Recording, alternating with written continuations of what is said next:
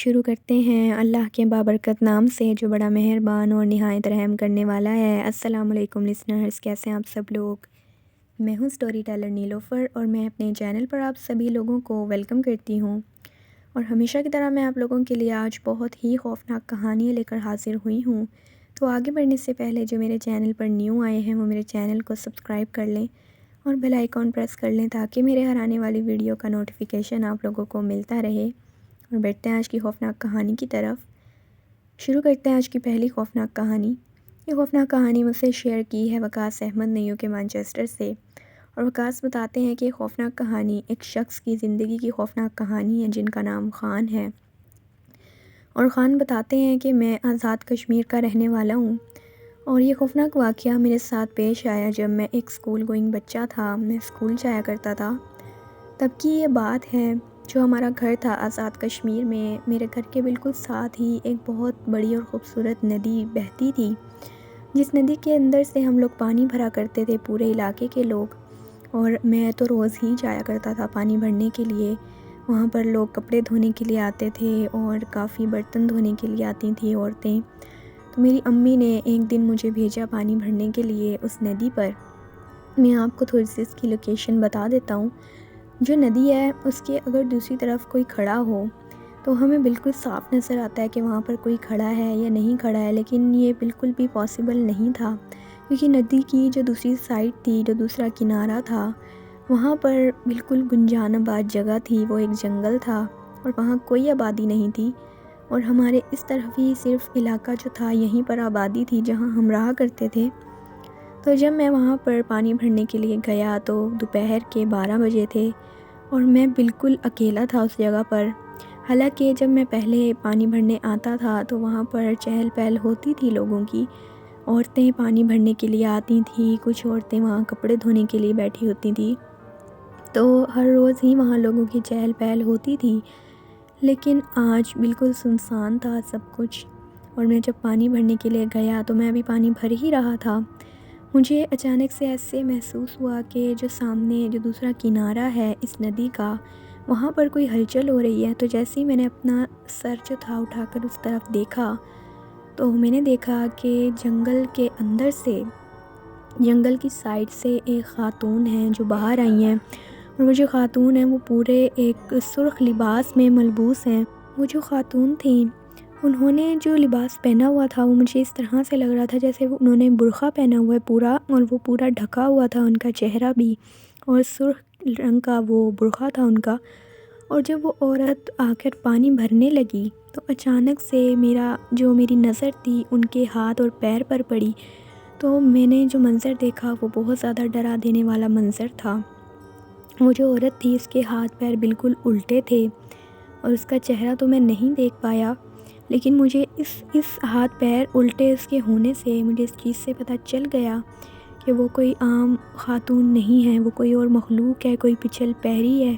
جو وہاں اس وقت موجود تھی۔ اور جب میں نے یہ چیز دیکھی تو میں بالکل اپنا کنٹرول میں نے اپنے اوپر رکھا، اپنے سینسز پر، کہ اگر میں چیخا یا میں چلایا اور میں نے کوئی اور حرکت کی جس سے اس مخلوق کو پتہ چل گیا کہ میں نے اسے پہچان لیا ہے اور اسے دیکھ لیا ہے، تو ہو سکتا ہے کہ مجھے نقصان پہنچائے۔ اسی وجہ سے میں چپ رہا، اور میں بس پانی میں نے بھرا، اور پانی بھر کر میں جلدی سے گھر واپس آیا۔ اور جب میں واپس آیا تو میں نے اپنے فیملی والوں کو، اپنے امی ابو کو یہ ساری بات بتائی، یہ سارا ماجرا بتایا۔ اس کے بعد میں جب بھی اس ندی پر پانی بھرنے کے لیے جایا کرتا تھا، کیونکہ اس کے بعد میری طبیعت بھی خراب ہو گئی تھی اس واقعے کی وجہ سے، اور جب میں ٹھیک ہوا تو میں جب دوبارہ پانی بھرنے جانے لگا تو میرے ساتھ میرا کوئی نہ کوئی گھر والا ہوتا تھا پانی بھرنے کے لیے۔ میں کبھی بھی اکیلا اس ندی پر دوبارہ پانی بھرنے نہیں گیا۔ یہ خوفناک کہانی تھی جو وقاص احمد نیو کے مانچسٹر سے شیئر کی۔ تھینک یو سو مچ وقاص صاحب کا یہ خوفناک کہانی شیئر کرنے کے لیے۔ لسنرز، ہم نے بھی یہ سنا ہے کہ دوپہر کا جو ٹائم ہوتا ہے، 12 بجے کا ٹائم،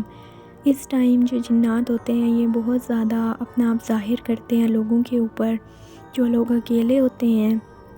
کہیں جا رہے ہوتے ہیں یا اکیلے کہیں موجود ہوتے ہیں، تو یہ جنات اپنی موجودگی کا اظہار کرتے ہیں، اپنی موجودگی ظاہر کرتے ہیں اور اپنا اصل روپ انہیں دکھا دیتے ہیں۔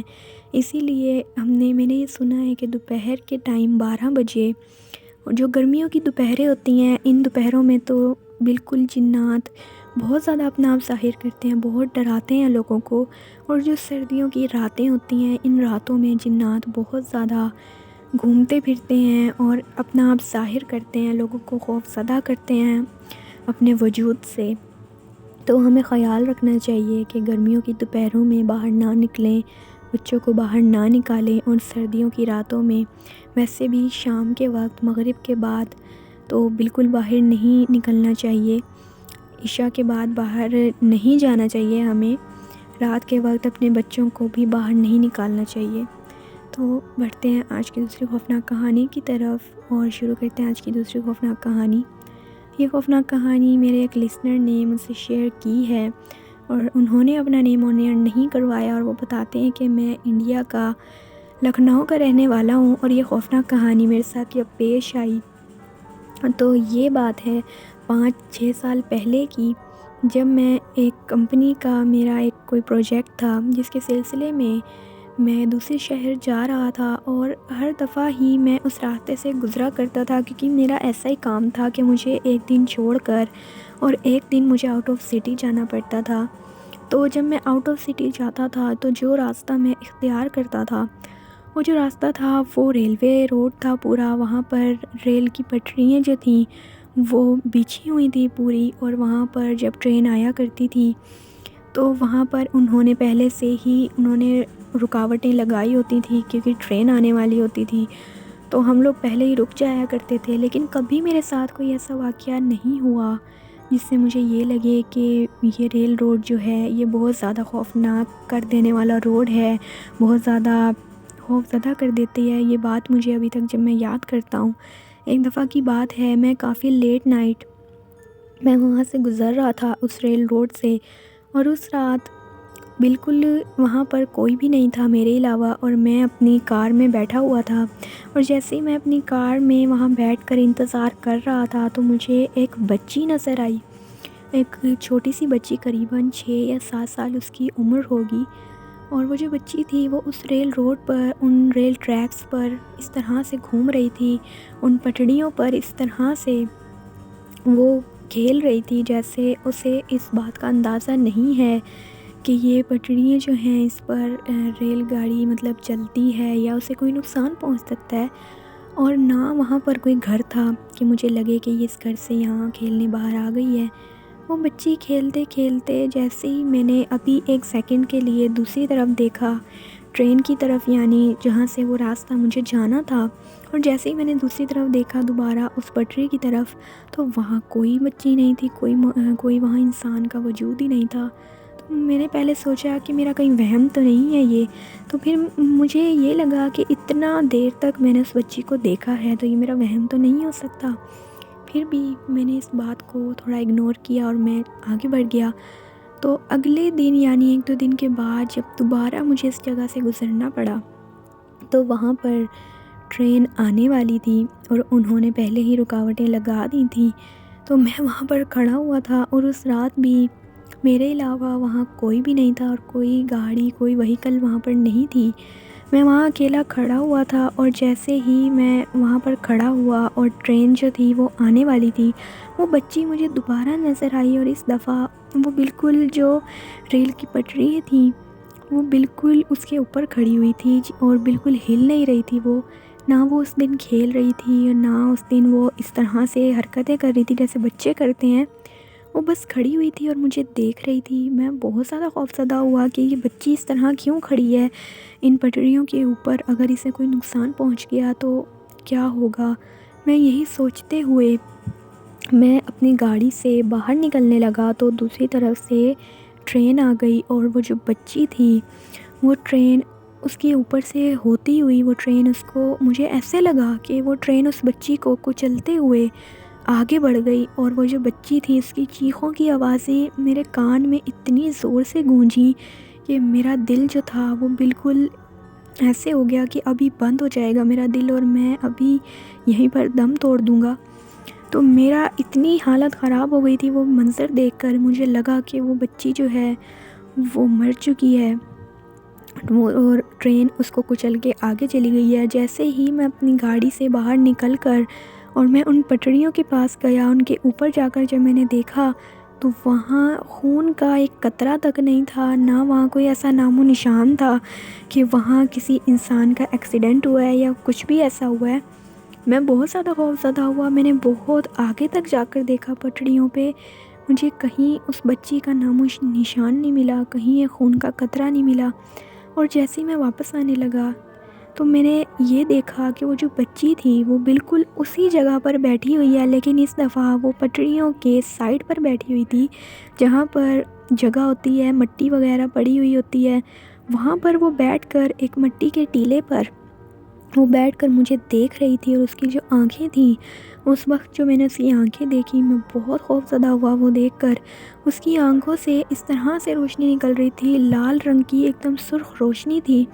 جو اس کی آنکھوں سے باہر آ رہی تھی، اور وہ بہت زیادہ خوفناک بلا